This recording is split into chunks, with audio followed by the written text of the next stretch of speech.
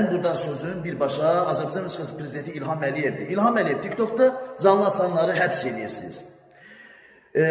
Adəmin atası, onu da həbs eləmişsiniz. Bu cəmaat neynəsin? Adəmin atasına qarşı nələyiq hərəkətlər edən üzdən İraq Solimoli olub, işverən, maşinlik. Bu insan olub. Bu insanı götürün həbs edin də, onu niyə həbs edirsiniz ki? Fakt bu insan, Adəmin atası kasıb insandır, heç bir zaman nələyiq hərəkətlər eləməyib. Ona qarşı nələyiq hərəkətlər edən onun partnyorları olub, xanımlar olub.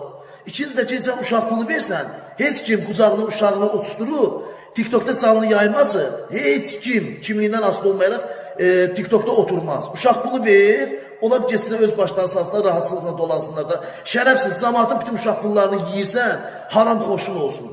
Elə bir uşaq rahatsızlıqla pul qazananları da götürsən, həbs edirsən. Cəmaatı pis vəziyyətə qoymuşsan, sənin var yoxva nə elədi olsun. Hayır.